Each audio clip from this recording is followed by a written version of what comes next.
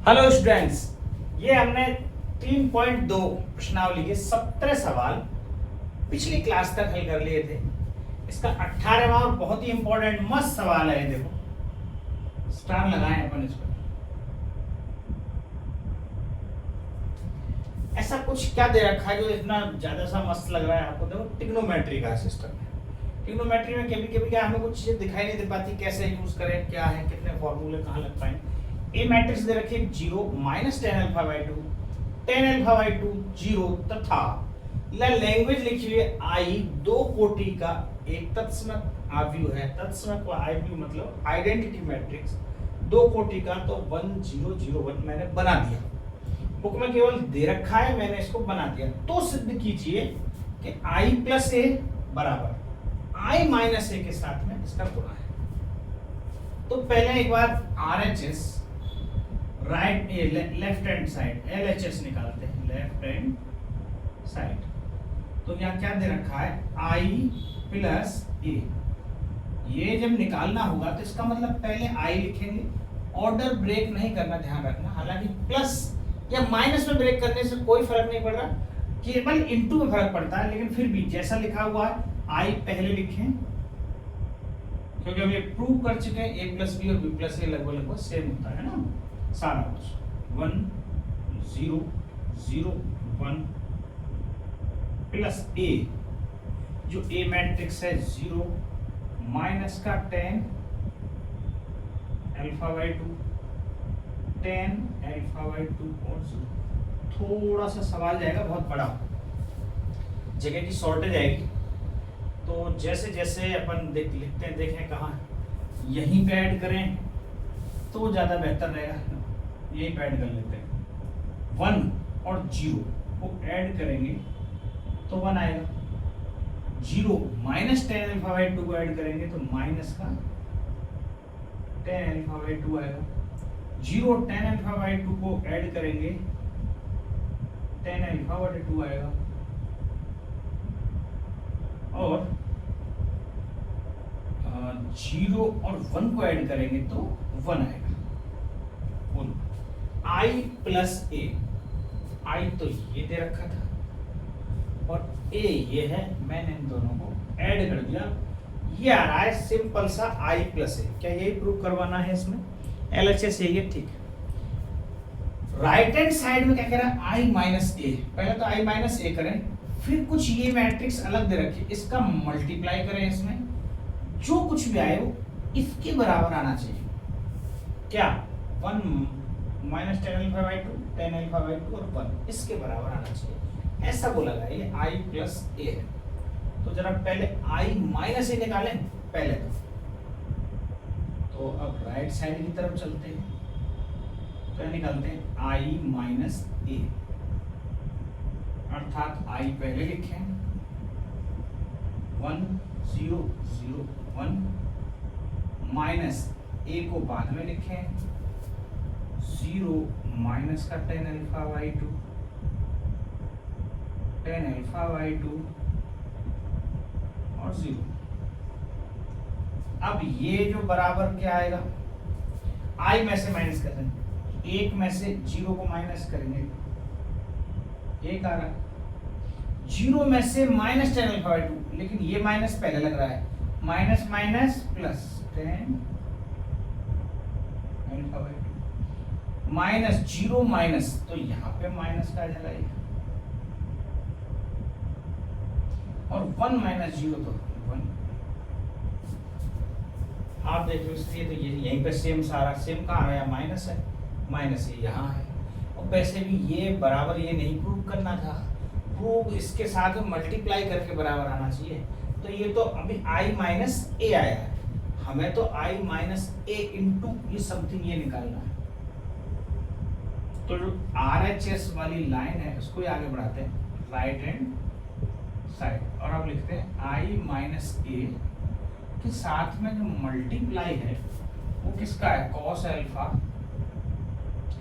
Minus का sine alpha, sine alpha और cos alpha, बस गुणा करना। आपको देखने में लगेगा नहीं 10 अल्फा बन भी जाएगा क्या, क्योंकि हमें तो 10 अल्फा लाना है। देखते हैं पहले हल करते हैं फिर पता चले।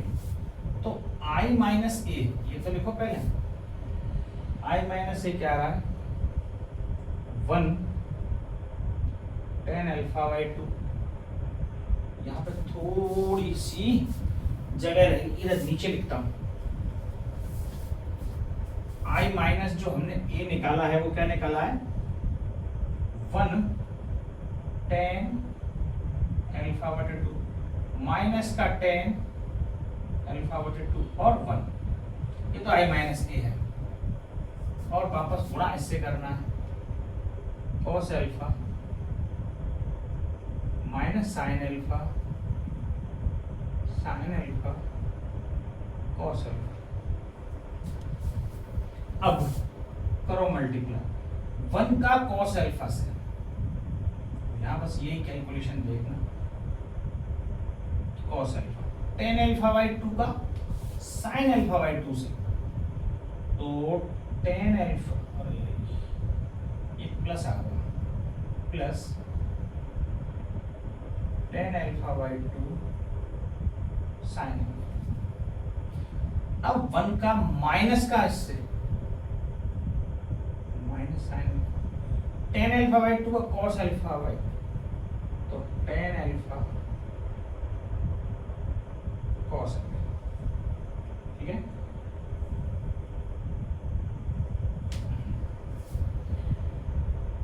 माइनस के tan अल्फा बाई 2 का cos से, माइनस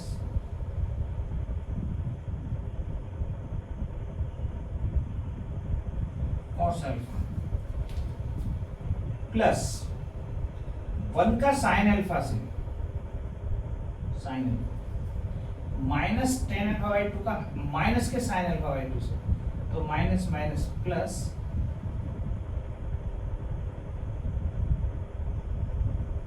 sin अल्फा, 1 का cos अल्फा से प्लस cos अल्फा। बोलो ये कुछ बात समझ में आई? यहां से हमने ये रो लिया है, ये कॉलम लिया है और ऐसे गुणा किया है, इसका इससे गुणा कर दिया, ये ऐड कर दिया, इसका इससे गुणा कर दिया, ये ऐड कर दिया, इसका इससे गुणा कर दिया, ये ऐड कर दिया, इसका इससे गुणा कर दिया, ये ऐड कर दिया। लाना क्या है दरअसल हमें 1 माइनस tan अल्फा बाई 2, क्योंकि लेफ्ट हैंड साइड ये है। यहाँ तो कुछ ऐसा बनता दिख नहीं रहा है, तो क्या कुछ दिखेगा, देखो tan अल्फा बाई 2 को अपन तोड़ सकते हैं, कैसे, sin अल्फा बाई 2 और cos अल्फा बाई 2 ऐसे लिख दें इसकी जगह। तो cos अल्फा बाई 2 का इसमें गुणा होगा, जब हम क्या करेंगे,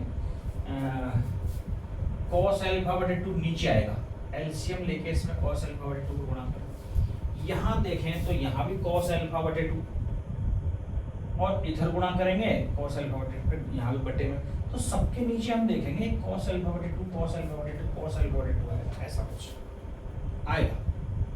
cos अल्फा बाई 2 सबके नीचे आएगा, तो नीचे वाली लाइन है, इसको समझ लेना जरा। सबके नीचे cos अल्फा बाई 2 आ रहा है, तो क्या मैं इसको बाहर 1 अपॉन cos अल्फा बाई 2 नहीं लिख सकता, मैंने बाहर उसमें से सब में से कॉमन ले लिया। तो यहाँ क्या आएगा, देखो यहाँ आएगा cos alpha by 2 cos alpha plus tan चूंकि हम बदल चुके हैं sin अल्फा बाई 2 sin, ऐसा कुछ। अब कैसे आया समझो जरा, इसको sin अल्फा बाई 2 बटे cos अल्फा बाई 2 लिख सकते हैं। मैं इसको थोड़ा शॉर्ट में करके बताऊं, तो इसको यहाँ ऐसे लिख लें, cos alpha plus sin alpha बटे 2 cos अल्फा बटे 2 और sin अल्फा, ये एलसीएम आएगा cos अल्फा बटे 2, तो इसका गुणा यहाँ करेंगे तो cos अल्फा बटे 2 और cos alpha plus sin alpha बटे 2 sin अल्फा। ये जो cos अल्फा बटे 2 है, ये हमने यहाँ सब बाहर ले लिया, ये चूंकि अकेले में नहीं आएगा, इसके पास भी यही आएगा, इसके पास भी बटे में, क्योंकि सबके पास tan अल्फा बटे 2, इसके पास भी बटे में, तो इस सबके पास आ रहा है तो अपने बाहर लेंगे, इसको बाहर ले लिया तो यहाँ ये बना, इधर क्या बनेगा फिर ऐसे, यहाँ बनेगा माइनस साइन अल्फा और cos alpha by 2 plus cos alpha by 2 cos alpha, फिर इधर क्या बनेगा minus sine alpha by 2 cos alpha plus sine alpha cos alpha by 2, क्योंकि कॉस अल्फा बाई 2 यहाँ नीचे आएगा तो कॉस अल्फा बाई 2 का इससे गुणा होगा, ठीक है। अब फिर ऐसे यहाँ कुछ बनेगा, अगर लिखने में जगह का थोड़ा सा लोचा पड़ रहा है, ठीक है। क्या इस सवाल को इधर लिखे, थोड़ा जितना आपने उतार सके हो, आप तो LHS ध्यान कर लें, ये लाना है मुझे, इतनी सी बात है, मुझे लाना क्या है बस वो याद रख लें, और इधर वाले को हम मिटा दें। तो मैं यहाँ लिख दूँ LHS जो हमने सिद्ध किया था, लेफ्ट हैंड, हमने लेफ्ट हैंड साइड इन दोनों को जोड़ के प्राप्त करके लाए हैं 1 माइनस, वो मैं यहाँ लिख रहा हूँ 1 माइनस tan अल्फा बाई 2, फिर देखें नीचे tan अल्फा बाई 2 और 1, ऐसा कुछ आ रहा है, ठीक है। ये मैंने आपको समझाने के लिए पर्पज से लिखा था, इसको तो मैं मिटा रहा हूँ, है ना। ये बना कैसे, फिर से मैं अगली लाइन में ये लाइन दोबारा ही लिखने जा रहा हूँ, वैसे तो क्लियर हो जाएगा सारा सिस्टम, क्योंकि यहाँ थोड़ा सा कुछ उछल हो रखा है, मजा नहीं आएगा, आपको दिखेगा भी नहीं। तो इधर से मिटा रहा हूँ, इसका जो नेक्स्ट स्टेप है अपन यहाँ से करेंगे। हमें LHS लिख लिया वहां कोने में कि भाई ये लाना है, हमें लाना क्या है। अब आप देखो जरा इसको,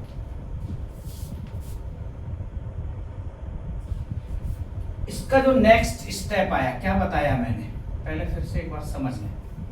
सबके नीचे, सबके पास tan अल्फा बाई 2 यहाँ है, tan अल्फा बाई 2 यहाँ है, tan अल्फा बाई 2 यहाँ है, tan अल्फा बाई 2 यहाँ है। तो जब मैं इसको साइन कॉस में कन्वर्ट करूंगा तो ऊपर तो साइन अल्फा बाई 2, नीचे कॉस अल्फा बाई 2, ऊपर साइन अल्फा बाई 2, नीचे कॉस अल्फा बाई 2, ऊपर साइन अल्फा बाई 2, नीचे कॉस अल्फा बाई 2, सबके नीचे कॉस अल्फा बाई 2 आएगा। और यहाँ से एलसीएम लेंगे तो कॉस अल्फा बाई 2 का गुणा इसमें, यहाँ से कॉस अल्फा बाई 2 का गुणा इसमें, यहाँ से कॉस अल्फा बाई 2 का गुणा इसमें, यहाँ से कॉस अल्फा बाई 2 का गुणा इसमें, और बाकी जो बटे में cos अल्फा बाई 2 है वो अपन बाहर लिख रहे हैं, कैसे, पूरे में कॉमन लेके 1 अपॉन cos अल्फा बाई 2, सबके पास रहेगा वो, ऐसे लिखते हैं। अब देखो जरा, साइन बटे cos अल्फा बाई 2 का इसमें गुणा कर रहा हूं, तो cos अल्फा बटे 2 cos alpha plus sine alpha बटे 2 साइन अल्फा, फिर इसमें बात करें तो माइनस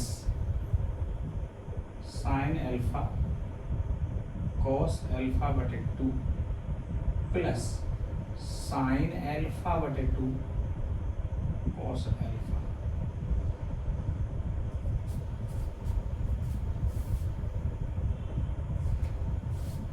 यहां वाली लाइन माइनस में से शुरू होगी, साइन अल्फा बटे 2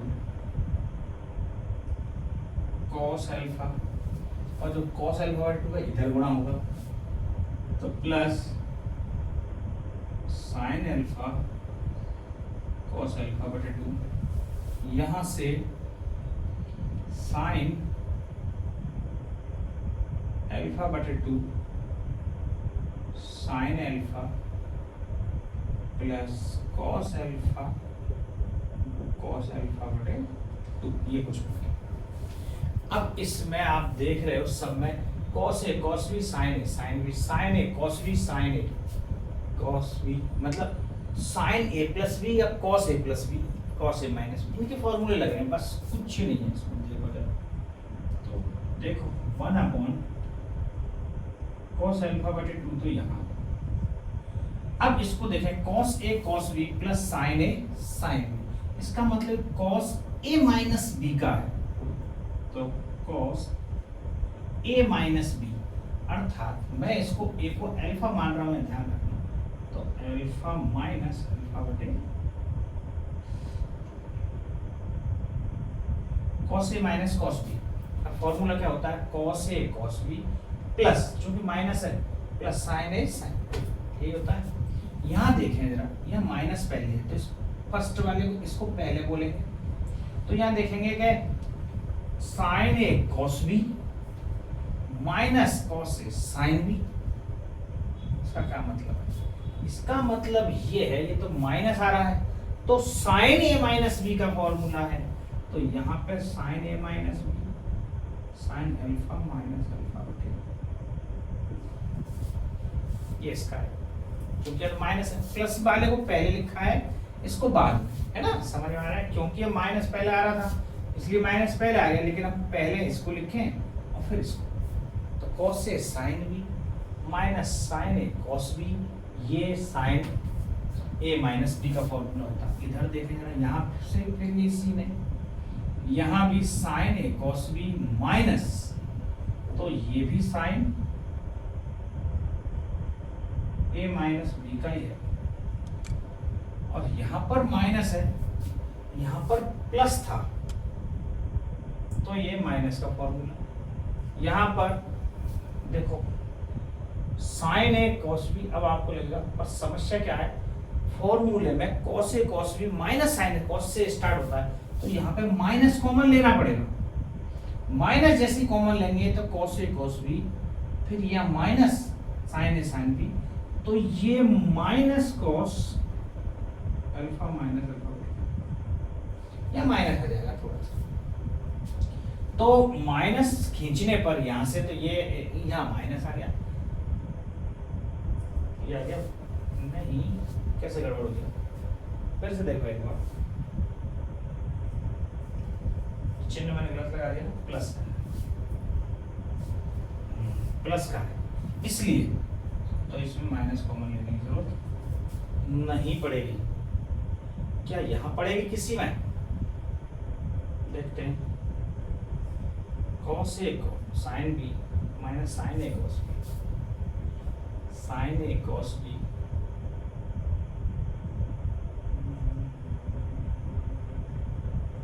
ठीक है, मुझे लाना क्या था, minus tan alpha by two. तो इधर देखिएगा, इस वाले सीन में कुछ गड़बड़ हुई है, यहां से मैंने किसको गुणा किया है, minus sine alpha by two cos alpha by two plus sine alpha by two cos alpha. ठीक है, इसमें देखें साइन ए कॉस बी, ये लिख रहा sign A cos B plus cos A sign. अच्छा, इसमें यदि माइनस कॉमन ले लें तो यह माइनस आ जाएगा, यदि यहाँ हाँ माइनस आ जाएगा, साइन ए कॉस बी माइनस का कॉमन ले लेते हैं, इधर माइनस का कॉमन ले लें तो क्या होगा, ऐसा बनेगा कुछ, माइनस कॉमन लेने पर, माइनस कॉमन लेने पर ऐसे बनेगा, थोड़ा सा समझे, ऐसे sign A cos B minus cos A sine B, तो इसीलिए साइन ए या अल्फा ए की जगह अल्फा आ रहा है, सही है, तो साइन ए माइनस बी। इसमें जरा देखें, यहां पर साइन ए कॉस बी, इसको इधर और इसको इधर, तो अपने आप ही साइन ए माइनस बी, ये सही है। यहाँ पर माइनस कॉमन लेना पड़ेगा, तभी मैंने क्या हुआ, यहाँ तो a फिर cos माना जाएगा, अल्फा बटे 2 में से अल्फा कट जाएगा, वो गड़बड़ ये हो रही है, तो यहाँ माइनस कॉमन ले लिया, ये बना, ये मामला बैठेगा साहब। अब जरा आप देखो, इसमें अल्फा में से अल्फा बाई 2 जाएगा तो अल्फा बाई 2 ही तो बचेगा, cos अल्फा बटे 2 तो बाहर पड़ा था, अब अंदर क्या क्या बचा है जरा देखो, cos अल्फा बटे 2, यहाँ पर माइनस का अल्फा में से अल्फा बटे 2 जाएगा तो माइनस साइन अल्फा बटे, यहाँ पर साइन अल्फा बटे, यहाँ पर cos अल्फा। चूंकि आंसर नहीं है, मुझे लाना तो ये था, तो जो 1 बटे cos अल्फा बटे 2 है, अब अंदर इसमें गुणा कर दो इसका, तो cos अल्फा बटे 2 से cos अल्फा बटे 2 कट जाएगा,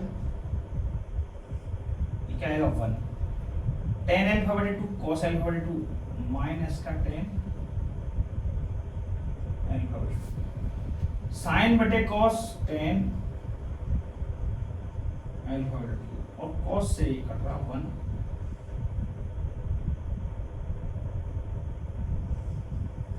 तो ये क्या चीज थी, देखो हमें वो लाने वाली वो चीज, ये RHS ही है, राइट हैंड।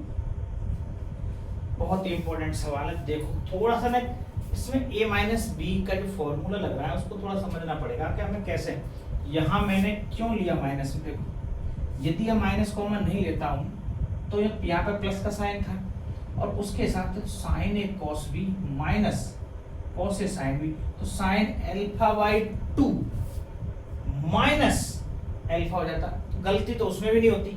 मान लो हम ऐसे न लें तो भी हो जाता, साइन होता क्या, अल्फा बाई 2 माइनस अल्फा होता, और इसका बचता साइन माइनस का अल्फा बाई। हम सब जानते हैं साइन माइनस थीटा बराबर माइनस साइन थीटा, तो ये बाहर आ जाता। यदि मान लो इसको माइनस कॉमन न लेके भी आप करते तो कोई गलती नहीं होती कोई भी, ठीक है। पर थोड़ा सा आपको ऐसा लगता है कि यहाँ पे ऐसे बच रहा है, यहाँ ऐसे बच रहा है, यहाँ हमने माइनस वो ले लिया तो फिर हमारा प्रॉपर ही वे में सारा आ गया, बस और कुछ नहीं था, ठीक है। लेकिन यदि नहीं भी ले पाओगे तो सवाल में कोई गलती होने के चांस नहीं है, यदि आपको प्रॉपर वे में ट्रिग्नोमेट्री सारी आती है। क्यों, फिर ट्रिग्नोमेट्री का फिर यहाँ भी रोल होता कि साइन माइनस थीटा बराबर माइनस साइन थीटा, ठीक है। ये 18वां सवाल, अब आप ढंग से इसको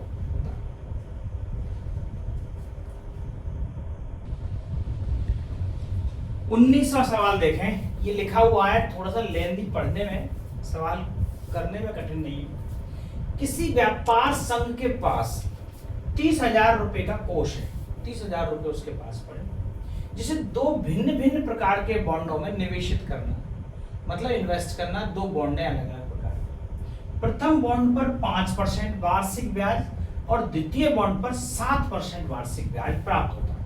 7%, 5% वार्षिक ब्याज, इसका मतलब एक तो ये समझे ब्याज जो सरल ब्याज है, हमारे पास चक्रवर्ती ब्याज ऐसा कुछ लिखा हुआ नहीं, तो चक्रवर्ती वाला सीन नहीं है, तो एक सरल ब्याज, दो बॉन्ड है और दोनों पे अलग अलग ब्याज, 5%, 7%। आव्यूह गुणन के प्रयोग द्वारा, तो इसमें ये चीज फिक्स होगी, आव्यूह गुणन मैट्रिक्स मल्टीप्लिकेशन यूज करना है, उसके द्वारा निर्धारित कीजिए कि 30,000 रुपए के कोष को दो प्रकार के बॉन्डों में निवेशित करने के लिए किस प्रकार बांटें जिससे व्यापार संघ को कुल वार्षिक ब्याज, अब दो सवाल बन गए ऐसे, एक तो कुल वार्षिक ब्याज 1800 रुपए प्राप्त हो, तो उस स्थिति में कितने कितने देने चाहिए भाई दोनों को।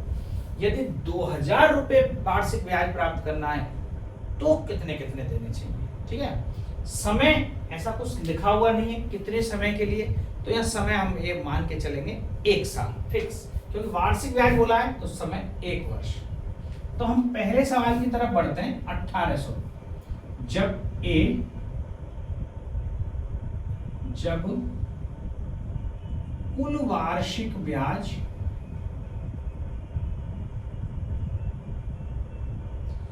1800 रुपए हो,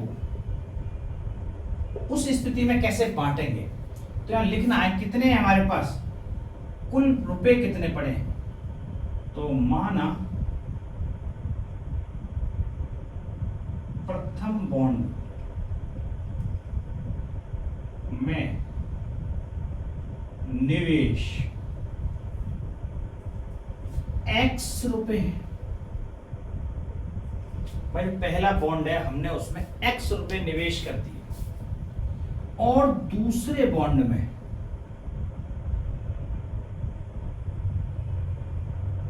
द्वितीय बॉन्ड में निवेश, अब द्वितीय बॉन्ड में कितना बचेगा भाई, x हम इसमें कर चुके हैं, हमारे पास 30,000 रुपए शेष हैं, तो द्वितीय बॉन्ड में जो निवेश होगा वो होगा 30,000 माइनस x, जितना इसमें किया होगा उसमें से इसको घटा देंगे, ये बाकी की रकम द्वितीय बॉन्ड में। अब यहाँ पे जो दर दे रखी है इन्वेस्ट ब्याज, यहाँ है 5% फर्स्ट वाले, है ना, और यहाँ है 7%। प्रतिशत का आप अर्थ समझते हो, प्रतिशत 5% तो 5/100, 100 पर 5 रुपए मिलते हैं, तो x पर 5x/100, इतने पर इतने गुणा 7/100, ठीक है ऐसे। अब हमें तो ऐसा करना है ना, आव्यूह गुणन का वो कीजिए साहब, तो आपको गुणन बनाना पड़ेगा। तो पहले बॉन्ड वाला, तो इसका एक बना लेते हैं, निवेश जो हमने किया निवेश वाला बॉन्ड, और ब्याज दर वाला, तो इसको यहाँ नहीं लिखें। एक बार मैं पहले यहीं से स्टार्ट करता हूँ। तो हम पहले बनाते हैं निवेश वाला जो बॉन्ड, ए मैट्रिक्स मान लिया, और क्या क्या हम निवेश कर रहे हैं, एक तो x ये रुपए निवेश कर रहे हैं, और दूसरा है 30,000 माइनस x, ये दो है। एक तो ए तो मैंने ये बताया, गुणन दूसरा ब्याज, इसको हमने मान लिया बी मैट्रिक्स। अब ये ध्यान रखना पड़ेगा आपको, ये कैसी मैट्रिक्स है, ये है रो मैट्रिक्स, मतलब एक रो है और दो स्तंभ है, 1/2 ऑर्डर की। तो हमें गुणा करना है, तो ध्यान रखना है 2, मतलब हमें इसमें क्या चाहिएगा, 2 रो चाहिए, 2 रो चाहिए। तो बी जो मानेंगे हम वो ऐसे मानेंगे भैया, पहले बॉन्ड में जो निवेश है वो 5% और दूसरे में है 7%, ऐसा। ठीक है, तो जो कुल आ जाएगी हमारे पास, जो कुल है वो 1800 रुपए आ जाएंगे दिए। तो इसका जरा मल्टीप्लाई करो, ए बी जो दोनों का गुणा करेंगे, है ना, तो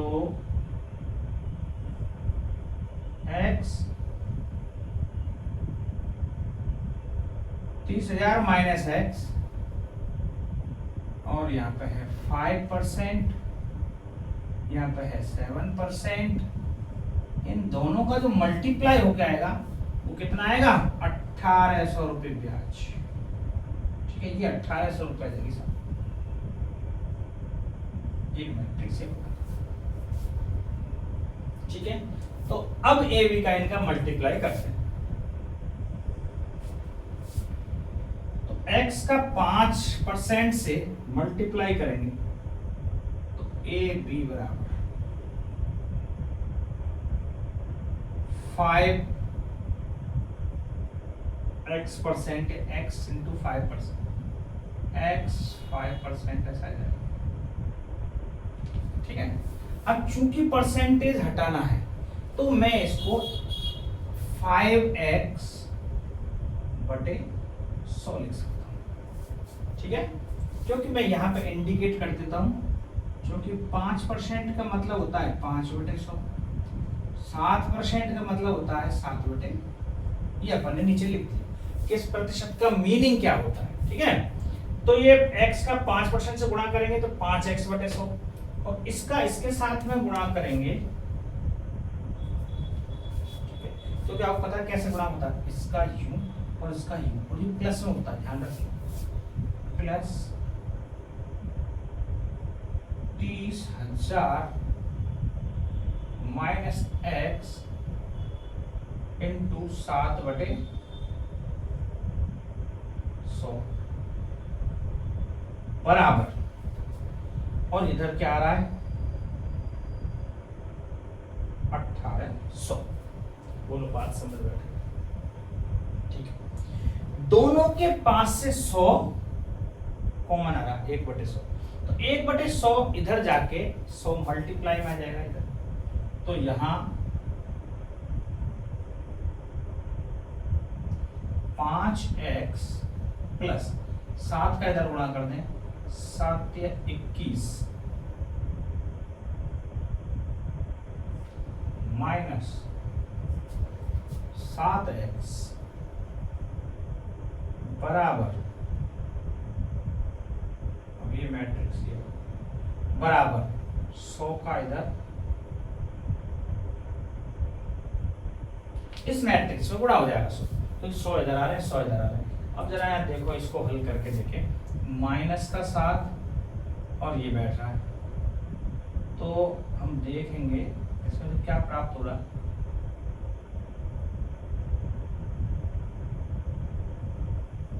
माइनस का 2x बराबर 100 का इधर गुणा कर दें, 4 जीरो आ जाएंगे।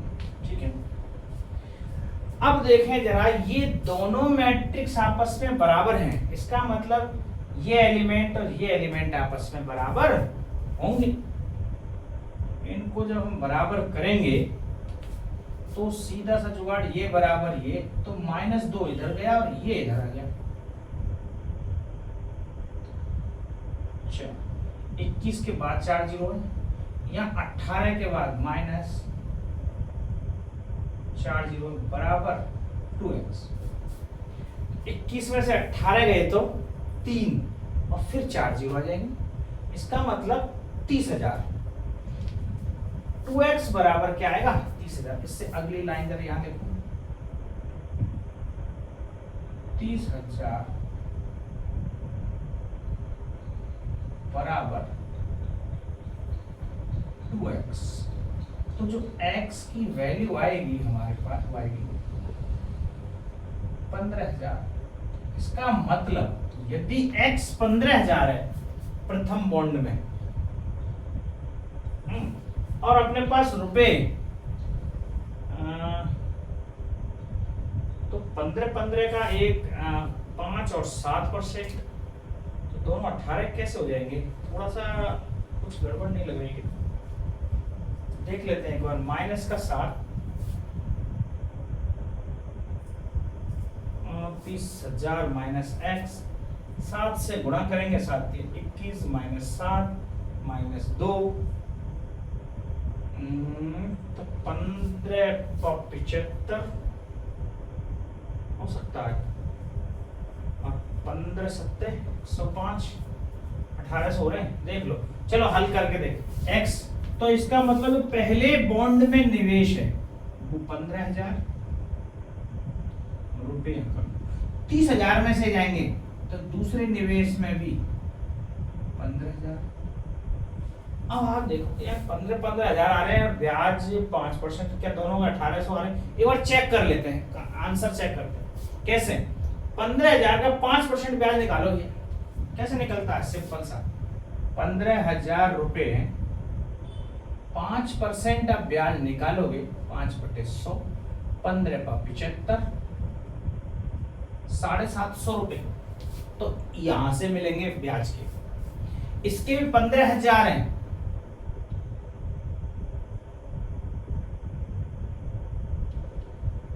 और 7% है, ये 2 जीरो से 2 जीरो, 15 सत्ते 105, 1050 मिलेंगे यहां से। तो 1050 और 750, इन दोनों को ऐड करेंगे तो ये टोटल हमें 1800 रुपए प्राप्त। यही कह रहा था भैया वो, कि इन दोनों को कितना कितना निवेशित करें तो जो हमारी कुल ब्याज है वो 1800 रुपए प्राप्त हो जाए। तो ये दोनों को जो 15,000 दे दो, तो 15,000 में से इसमें से कुछ ब्याज आएगा, कुछ उसमें से आएगा, मिला के दोनों 18,000 ब्याज हो जाएगी। बोलो बात कुछ समझ बैठी? ये हम आव्यूह गुणन का प्रयोग करने के बाद से ऐसा, इसलिए थोड़ा सा लेंथी सवाल लग रहा है। इसका दूसरा सवाल है कि ये 2000 हो, सेम टू सेम डिट्टो, ऐसे ही सवाल करना है।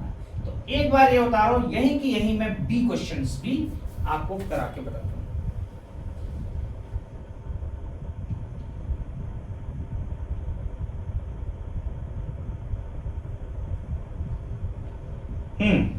अब आपने उतारा, मान लो अब यहीं पे हम बी सवाल कर रहे हैं। ये ए हो गया, इसको कर देते हैं देखो बी, और यहां वार्षिक ब्याज जब बात कर रहे हैं हम, जब ये 2000 रुपए हो, तो प्रथम बॉन्ड में निवेश तब भी हम एक्स ही मानेंगे, और द्वितीय बॉन्ड में जो निवेश होगा वो 30,000 माइनस एक्स, यही माना जाएगा। तो जो ए निवेश ये कहलाएगा, बी निवेश, ये ब्याज दर तो सेम है दोनों जगह, पर यहां 1800 की जगह जो टोटल है वो कितना बन जाएगा? 2000। तो अब के जो समीकरण यहां बनेगा वो आएगा 2000, तो 2000 से गुणा हो जाएगा 100 का, ठीक है।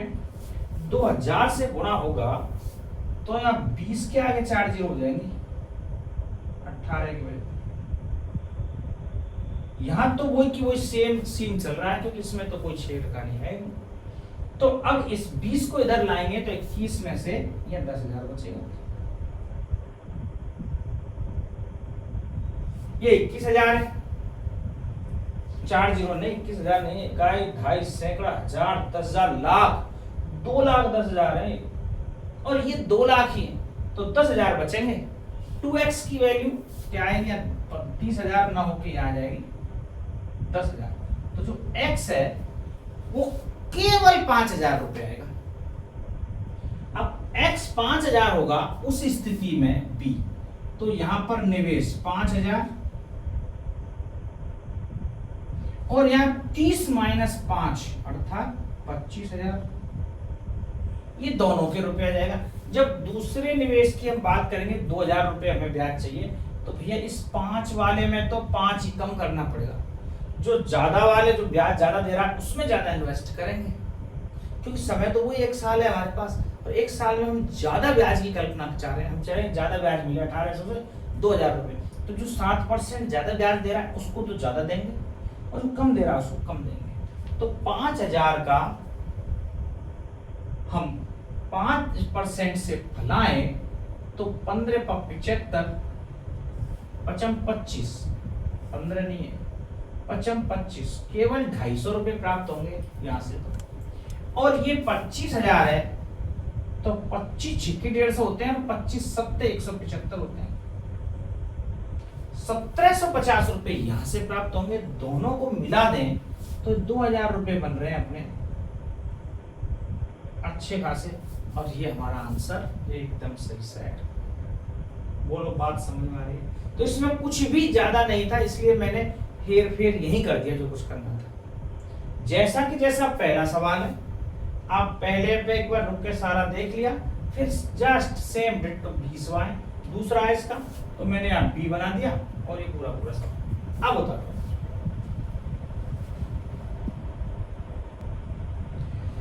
20वां सवाल देखें जरा कि किसी स्कूल की पुस्तकों की दुकान में 10 दर्जन रसायन विज्ञान, 8 दर्जन भौतिक विज्ञान तथा 10 दर्जन अर्थशास्त्र की पुस्तकें, ये किताबों की संख्या दे रखी। इन पुस्तकों का विक्रय मूल्य 80 रुपए, 60 रुपए, 40 रुपए प्रति पुस्तक है। एक पुस्तक की कीमत है।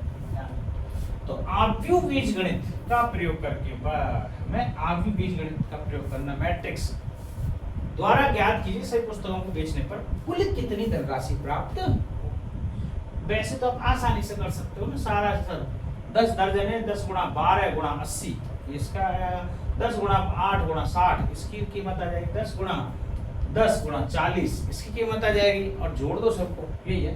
लेकिन हमें थोड़ा सा आगे बीजगणित तो एक बार मैट्रिक्स रूप में कैसे कैसे लिखेंगे।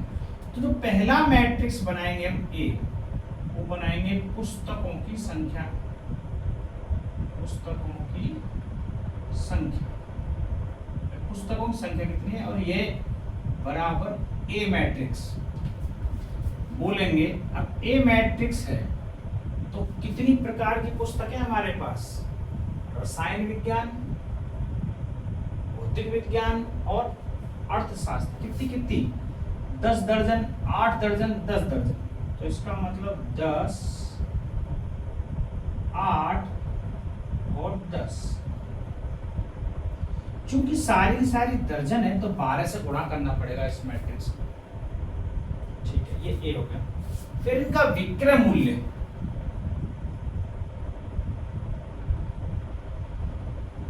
जो इनका विक्रय मूल्य दे रखा है उसको मैट्रिक्स मान लेते हैं बी और वो क्या क्या रेट दे रखी है 80, एक पुस्तक की 60 और 40। पर ऐसे नहीं बना सकते इस मैट्रिक्स को। क्यों? क्योंकि हमें गुणा करना है।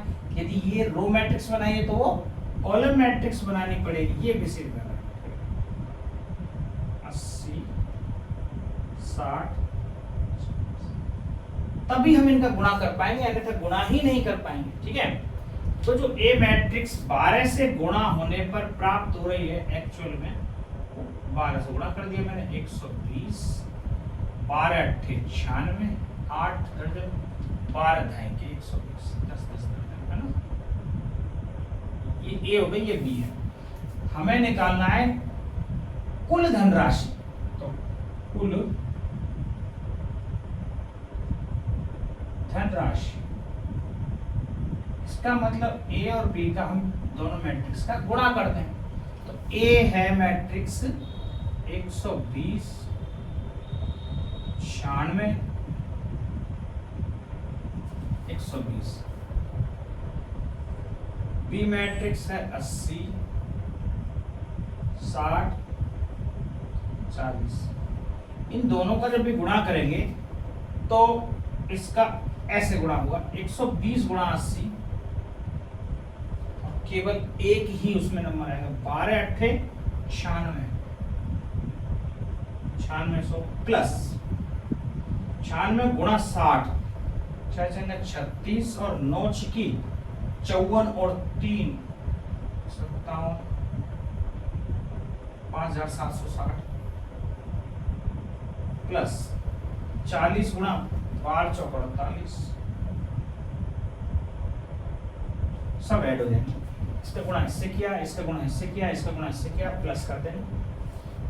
तो अब जैसे चूंकि ये है 1 रो और 3 कॉलम, और यहाँ पर है 3 रो 1 कॉलम, 3 3 सेम हो गया, तो मतलब 1 into 1, 1 into 1 की, इसका मतलब एक ही एलिमेंट प्राप्त होगा, एक ऐसा मैट्रिक्स प्राप्त होगा। ये ध्यान रखना। अपन कैसे पता चले कि अपने गुणा सही किया कि नहीं? जब ये बराबर है तो मतलब हमें 1 क्रॉस 1 की मैट्रिक्स प्राप्त होगी। इन सब का टोटल कर दो, सबका टोटल करके देख लो कितना आ रहा है, वो ही आपकी कुल धनराशि होगी जो प्राप्त होगी। तो 6, अब 8 और 7 15, 15 और 6 21, 1 2 बचे, 9 2 11, 11 और 5 16, 16 और 4 20,160 रुपए। इतने रुपए की पुस्तकें बिक जाएंगी। ठीक है, ये आपका पूरा 20वां सवाल कंप्लीट। बस ये लिखा हुआ बड़ा सा है, करने में बहुत ज्यादा बड़ा नहीं, बस ये आपको ध्यान ये रखना है कि मैट्रिक्स कैसे बनाएं। मतलब ए मैट्रिक्स अपन रो मैट्रिक्स बना रहे हैं तो बी कॉलम मैट्रिक्स, ताकि इनका गुणा आसानी से किया जा सके। ये ध्यान उतार। ये आपके इस एक्सरसाइज का अंतिम सवाल दे रखा है 21-22 में। ऑब्जेक्टिव टाइप कैसे है, मान लीजिए x y z w तथा p क्रम से 2 cross n, 3 cross k, 2 cross p, n cross 3 तथा p क्रॉस की कोटियों के आव्यूह हैं। तो नीचे दिए गए प्रश्नों में से सही उत्तर 21-22 सही उत्तर चुनिए। 21 है 22। तो अपन पहले अगर इनको लिख लें कैसे मैट्रिक्स है, x जो मैट्रिक्स है उसकी कोटि दे रखी है 2 क्रॉस n, y जो मैट्रिक्स है इसकी कोटि दे रखी है 3 क्रॉस k, z जो मैट्रिक्स है उसकी कोटि दे रखी है आपको z की 2 क्रॉस p, W जो मैट्रिक्स है उसकी कोटि दे रखी n क्रॉस 3, और P जो बचा लास्ट में, P जो मैट्रिक्स है, यहाँ P अलग है, यह P अलग है, ध्यान रखना है। ये तो है कैपिटल P भाई, यहाँ कंफ्यूज मत हो जाना, वो अब P नंबर है। तो ये जो P मैट्रिक्स है, ये P जो मैट्रिक्स है वो है P क्रॉस की, P क्रॉस, यहाँ P क्रॉस के मतलब कोई नंबर दे रखे हैं अलग अलग। ठीक है, ऐसा। तो जरा देखें P Y plus W Y, इन दोनों को हम जोड़ना चाहते हैं, पी वाई और डब्ल्यू वाई। तो देखो पहले पी वाई और डब्ल्यू वाई में गुणा हो सकता है क्या, फिर ऐड होंगे। कि परिभाषित होने के लिए एन के और पी पर क्या प्रभाव प्रतिबंध होना चाहिए। तो पहले पी वाई की बात करें, ये तो रहा पी, ये रहा वाई। तो यदि हम पी वाई करना चाह रहे हैं तो पी क्रॉस के, पी वाई करूंगा तो पी क्रॉस के y है 3 क्रॉस के, इसका मल्टीप्लाई करने जा रहा हूं मैं 3 क्रॉस के साथ। तो ये तभी संभव है, हमने बताया है कि जो इसका स्तंभ और इसकी पंक्ति बराबर होनी चाहिए, ये दोनों बराबर होनी चाहिए। यदि ये बराबर होंगे तभी ये पी वाई हो पाएगा। तो इसका मतलब यहां से एक चीज निकल के सामने आ गई, के बराबर 3 होगा तब तो ये गुणा हो पाएगा। उसके बाद ही तो कुछ हम जोड़ेंगे। फिर अब डब्ल्यू बाई की भी देख लेते हैं। चिंता आप तो इसी को क्यों देख रहे हैं, इसको भी देखेंगे, पर पहले पी बाई को देखें। हम पी बाई में गुणा करना चाह रहे हैं। पी बाई में गुणा तभी हो सकता है जब के 3 के बराबर। अब जरा डब्ल्यू बाई भी देखें। डब्ल्यू बाई इसको भी चाहते हैं हम गुणा करना। तो डब्ल्यू का है n क्रॉस 3, y का है 3 क्रॉस k। ठीक है, ये हम